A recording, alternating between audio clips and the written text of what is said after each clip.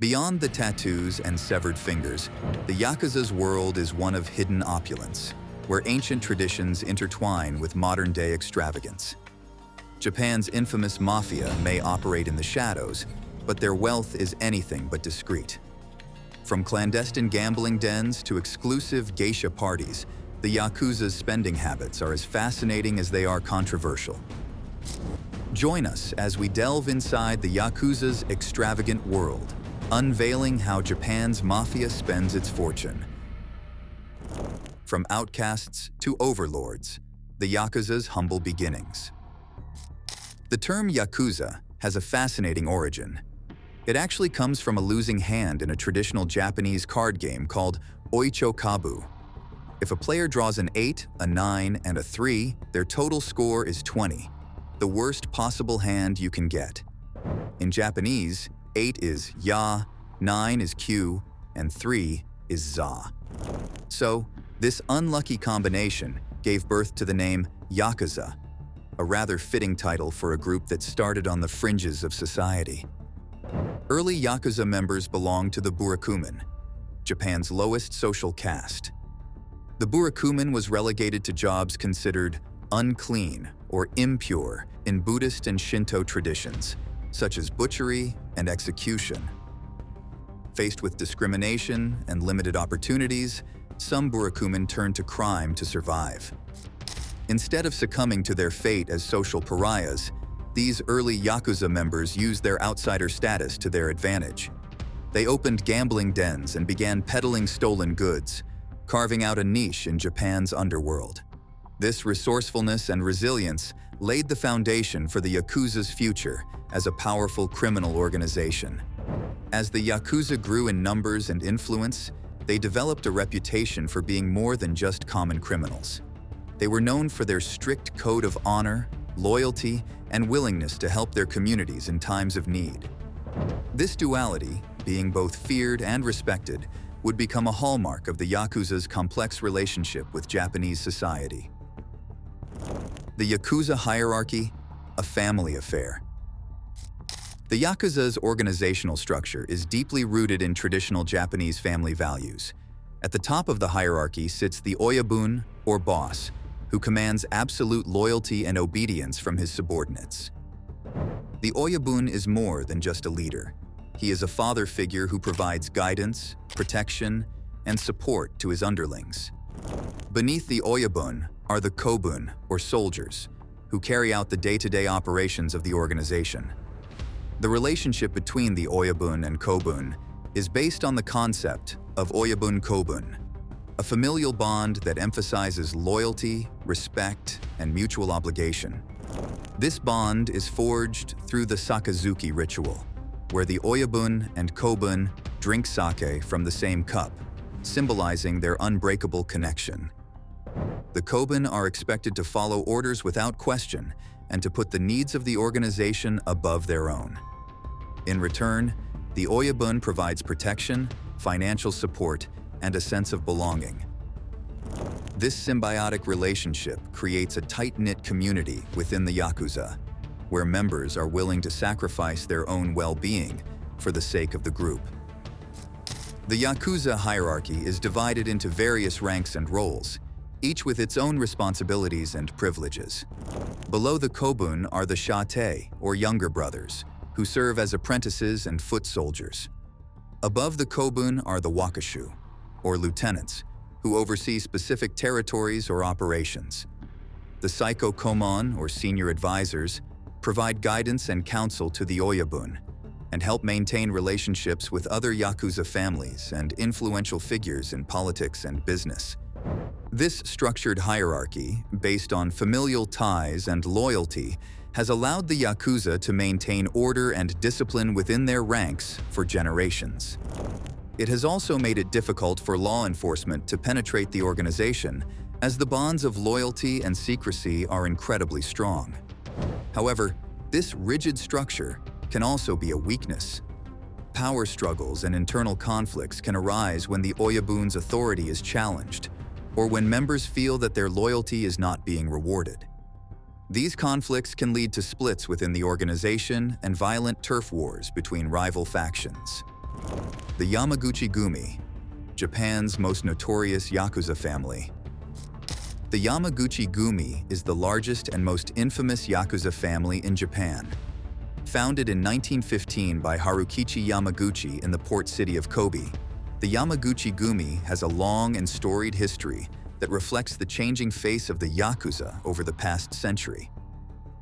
Kazuo Taoka, known as the Godfather of Godfathers, took the reins as the third kumicho, or family boss, of the Yamaguchi-Gumi in 1946.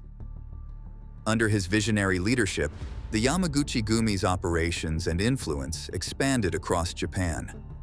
Taoka's strategic brilliance transformed the organization from a powerful gang into a sprawling criminal empire.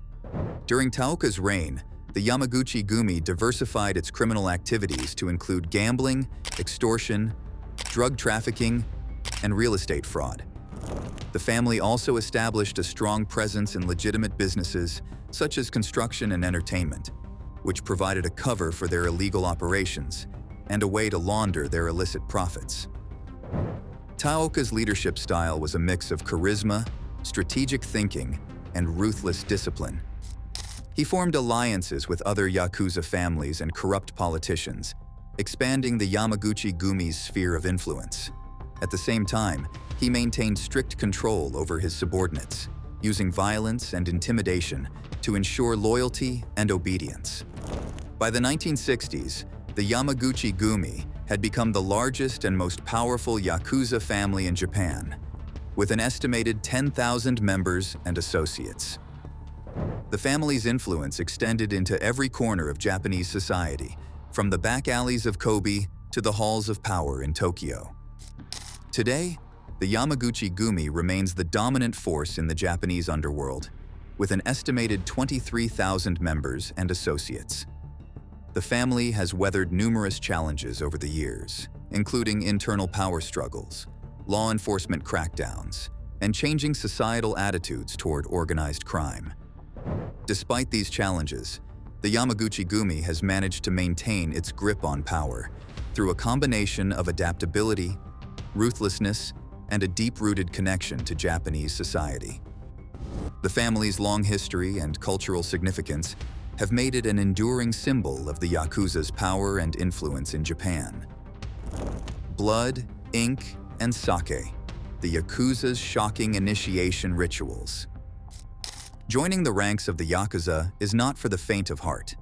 The initiation rituals are steeped in tradition, symbolism, and a fair amount of blood.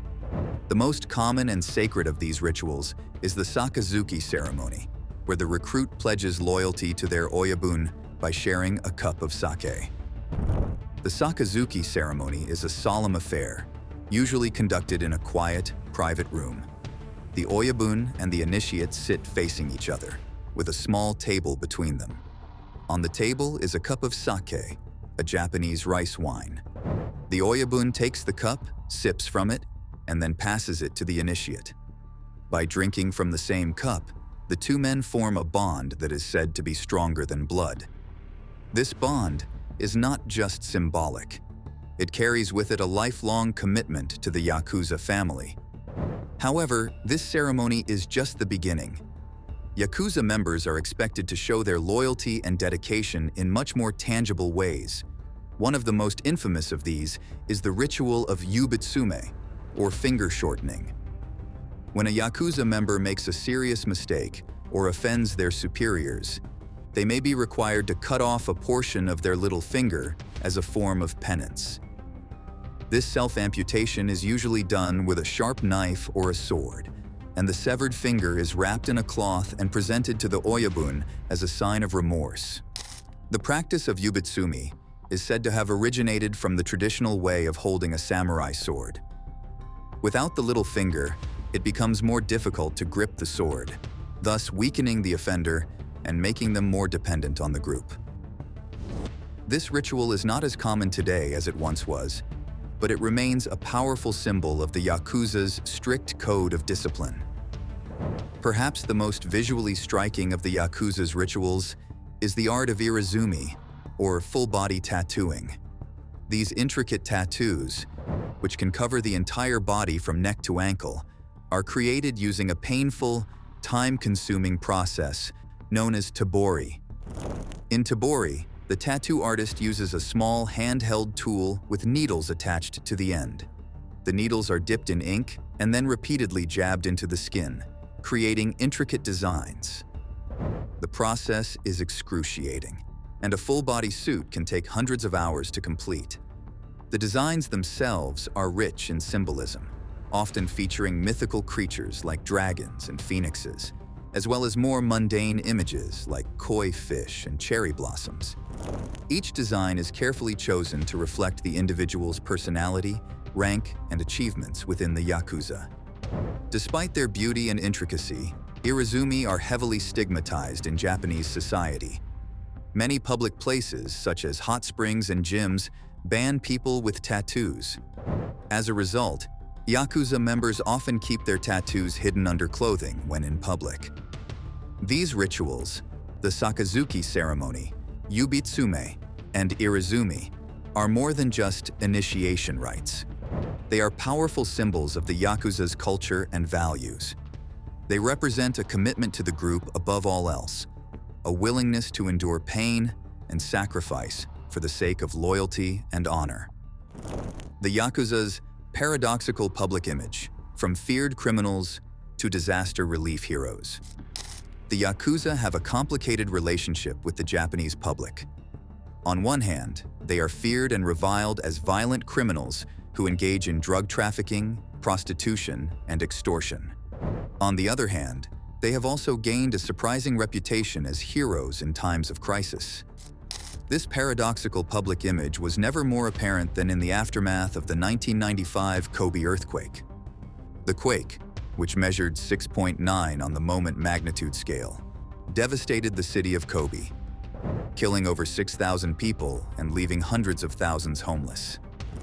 In the immediate aftermath of the disaster, it was the Yakuza, not the government, who were the first to respond. Yakuza groups mobilized quickly, using their vast resources and manpower to distribute food, water, and blankets to the victims. They set up temporary shelters and even patrolled the streets to prevent looting and maintain order.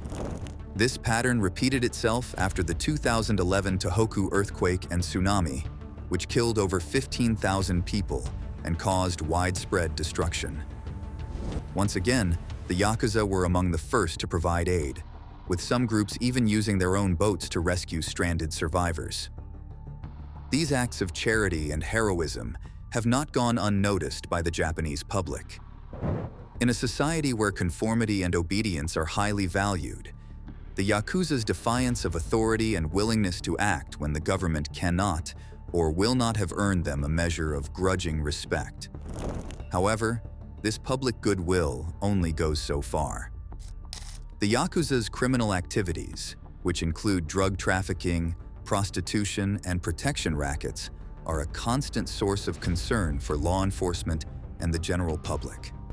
The Japanese government has taken a hard line against the Yakuza in recent years, passing strict anti-organized crime laws and cracking down on their financial activities. In 2011, the government introduced the Organized Crime Exclusion Ordinances, which made it illegal for businesses to have any association with the Yakuza. Despite these efforts, the Yakuza remains a powerful force in Japanese society. They have deep ties to the business and political worlds, and their influence extends far beyond the realm of street crime. This complex relationship between the Yakuza and the public is reflected in popular culture. In movies, TV shows, and manga, the Yakuza are often portrayed as noble outlaws, bound by a strict code of honor and loyalty. They are the good bad guys, who operate outside the law but still maintain a sense of justice and morality. In reality, of course, the Yakuza are far from noble. They are violent, dangerous criminals who cause immense harm to individuals and society as a whole. But their role as disaster relief heroes, combined with their defiance of authority and their strict code of honor, has given them a complicated and somewhat romanticized image in the eyes of the Japanese public. The Yakuza's billion-dollar empire: drugs, prostitution, and extortion. Behind the tattoos, the rituals, and the code of honor lies the true source of the Yakuza's power: money. The Yakuza are not just a criminal gang. They are a vast, multi-billion-dollar enterprise with tentacles that reach into every corner of the Japanese economy. At the heart of the Yakuza's financial empire is the drug trade. Japan has some of the strictest drug laws in the world, with possession of even small amounts of illegal substances punishable by lengthy prison sentences. This has created a lucrative black market for drugs, and the Yakuza have been quick to capitalize on it. The Yakuza are involved in the importation, distribution, and sale of a wide variety of illegal drugs, including methamphetamine, heroin, and cocaine. They have established smuggling routes from South America, Southeast Asia, and the Middle East, and they use their vast network of underlings and associates to move the drugs throughout Japan. However, the Yakuza's involvement in the drug trade is not limited to street-level dealing.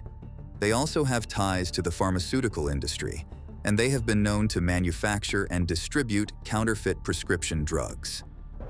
Another major revenue source for the Yakuza is the adult industry. Japan has a thriving adult entertainment industry, with thousands of brothels, massage parlors, and hostess clubs operating throughout the country. Many of these establishments are controlled by the Yakuza, who use them as fronts for prostitution and human trafficking. The Yakuza recruit women from all over Asia, often luring them to Japan with promises of legitimate work.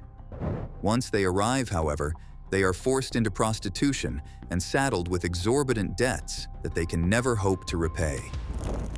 These women are essentially slaves, unable to leave or seek help for fear of retribution from their Yakuza handlers.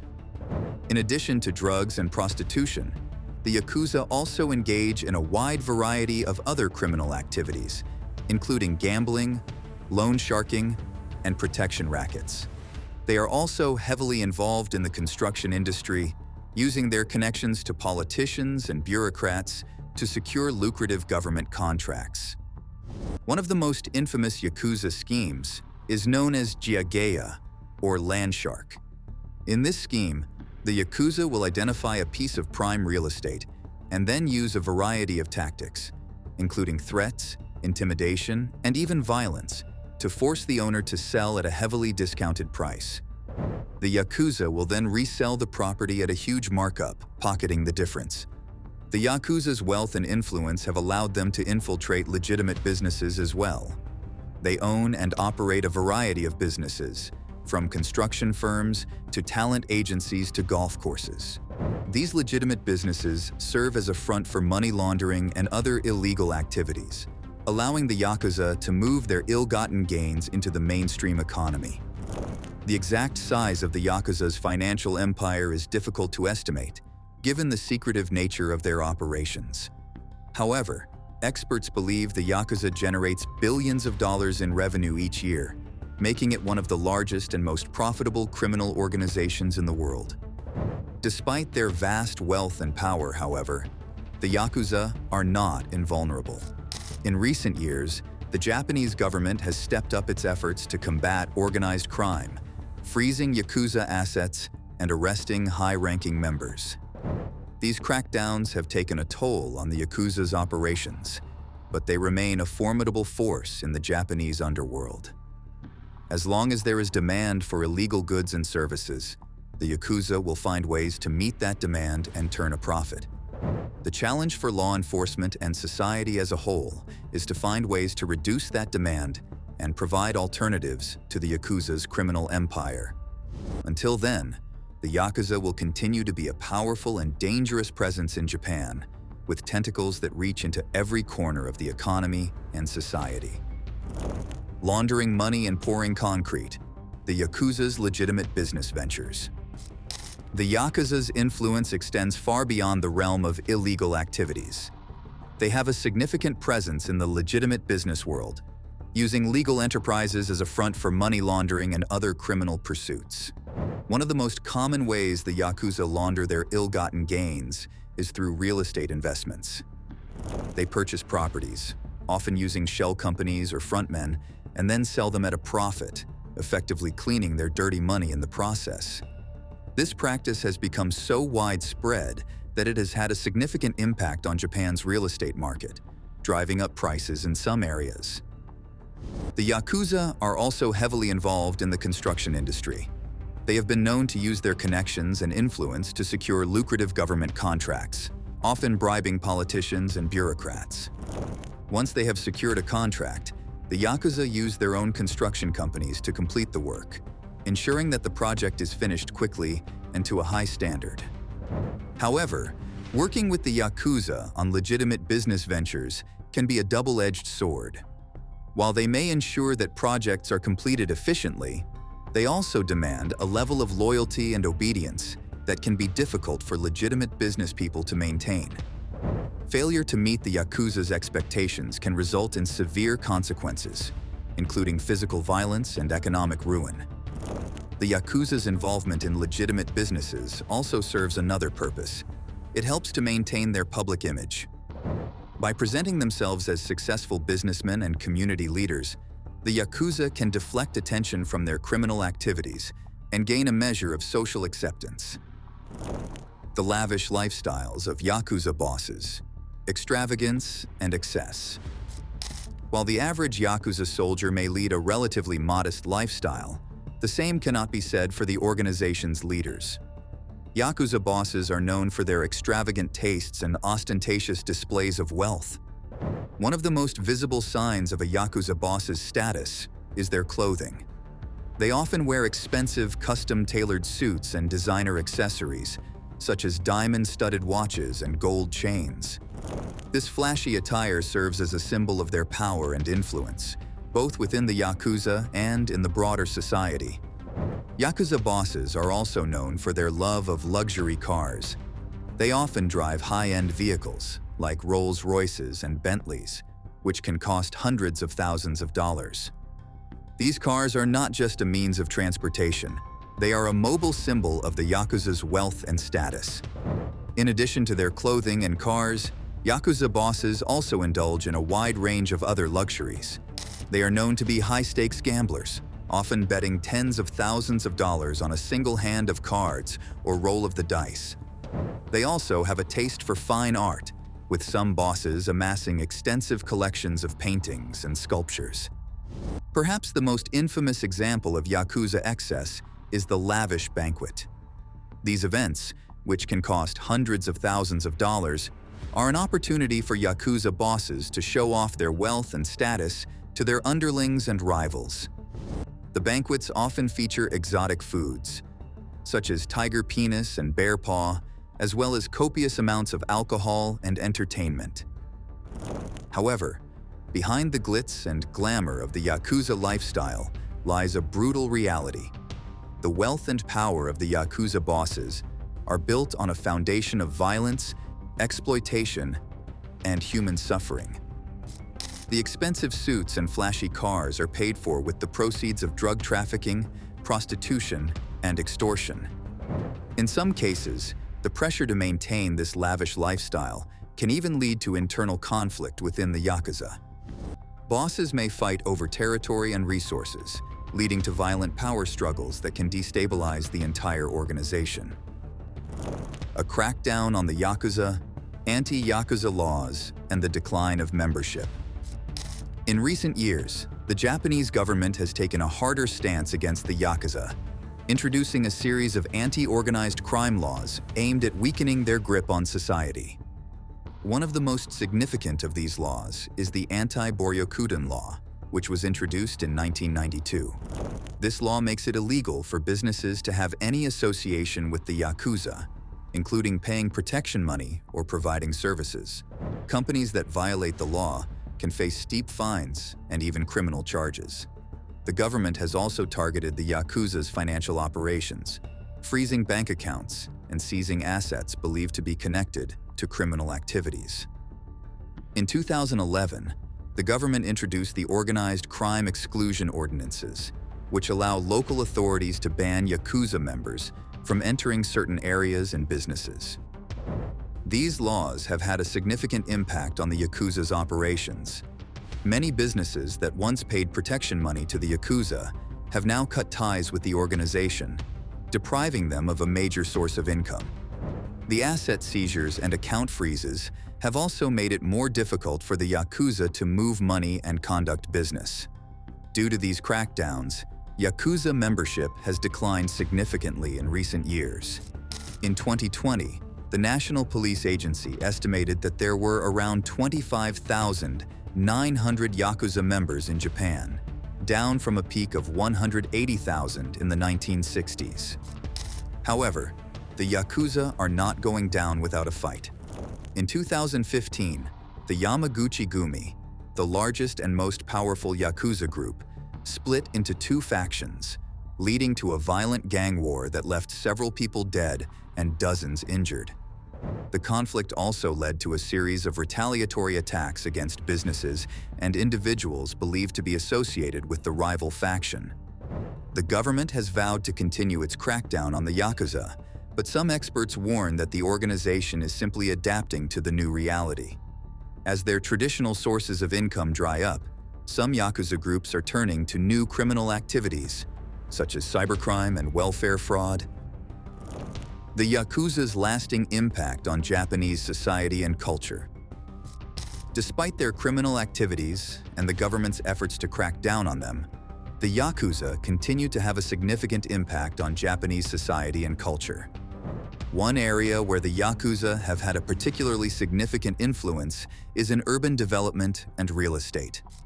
In the post-war period, the Yakuza played a key role in the reconstruction of Japan's cities, using their connections and influence to secure construction contracts and land deals. Today, many of Japan's most famous landmarks, such as the Tokyo Tower and the Osaka Castle, were built with Yakuza involvement. The Yakuza have also had a significant impact on Japanese popular culture. They have been the subject of countless movies, TV shows, and manga comics, which often portray them as noble outlaws bound by a strict code of honor.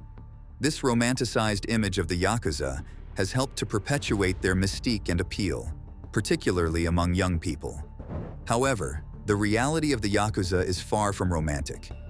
They are a violent and dangerous criminal organization that causes immense harm to individuals and society as a whole. Their involvement in drug trafficking, prostitution, and other illegal activities has ruined countless lives and torn families apart. At the same time, the Yakuza's role in Japanese society is not entirely negative. In times of crisis, such as earthquakes and tsunamis, the Yakuza have been among the first to provide aid and assistance to affected communities. Their ability to mobilize quickly and their extensive networks have made them a valuable resource in disaster relief efforts. This has led some to argue that the Yakuza are simply misunderstood and that they are more like modern-day Robin Hoods than violent criminals. They point to the Yakuza's strict code of honor and their loyalty to their communities as evidence of their positive impact on society. However, others argue that this is simply a case of good PR and that the Yakuza's charitable activities are simply a way to deflect attention from their criminal pursuits. They point out that the Yakuza's code of honor is often used as a justification for violence and intimidation, and that their loyalty to their communities is based on fear and coercion. Thanks for watching, and we'll see you in the next one.